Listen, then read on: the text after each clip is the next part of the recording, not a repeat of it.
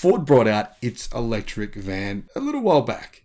And frankly, it was not that good. Range 126 miles. Yeah, just not long enough. A little bit like the BYD van that came to Australia. They sold 15 of them. They quietly went away.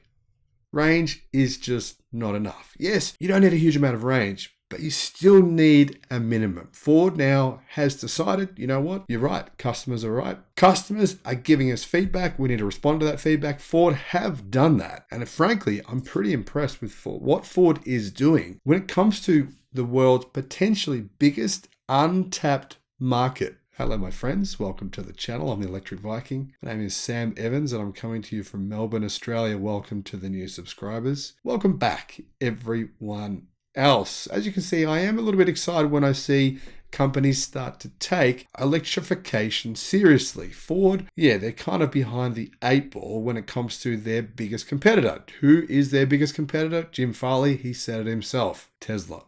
Yep, that's what Jim himself said. Now, Ford obviously are doing a much better job this year at ramping up electric vehicle sales in comparison to General Motors. Ford are second in the US with electric vehicle deliveries this year. Part of that is the fact that they completely dominate the electric van market in North America. There's pretty much no one even making any serious attempt at selling electric vans in the US right now. I know what you're thinking. You're thinking, no, hang on, Viking. What about Canoo? What about Rivian? What about GM with the Bright Drop? There's lots of different vans coming out. Yeah, sure, they're coming out. But manufacturers have been saying this for so long. Yeah, we're doing this. Talk. The only manufacturer really selling any significant number of electric vans in the United States is Ford.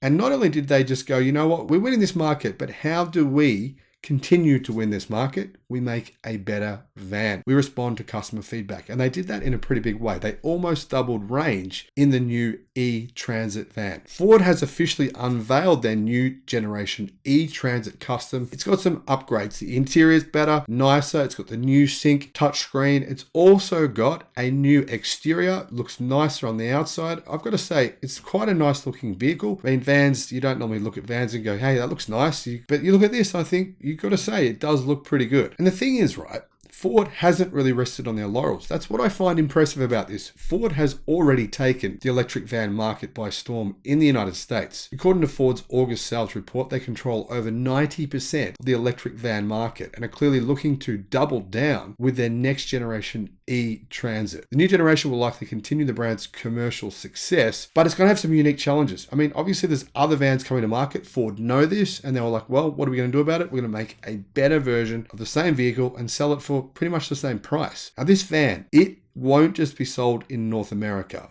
We know these upgraded versions of this van, this is actually the European version that's been upgraded. This van will be coming to Australia as well. And from what I'm hearing, the upgrades will apply to the North American version of the van as well. There's one big upgrade that I haven't talked about just yet, which is what matters the most. Ford's 2022 E-Transit has dominated the market. But still, Ford are not selling that many. And the reason is not because they don't have the demand. They're simply not manufacturing enough of them. Now, hopefully, thanks to Ford's massive billions of dollars that they're investing into EVs, they can start ramping up production of these vehicles. Now, the current version or the old version of this electric van had 126 miles of range. You can see why customers were saying, this is not good enough. Come on. The new version, the range has increased significantly to 236 miles. Now, one of the reasons that customers are buying these vans is not just that range. It's also the fact that Ford offers a few different models. They're going to offer a few different models as well in Australia. They offer a few different models in Europe. And some of those models include long wheelbase, short or tall roofline, cargo van, cutaway, cab, and chassis options. So there's quite a few different options here. Ford are, in my view, taking electric vans pretty seriously.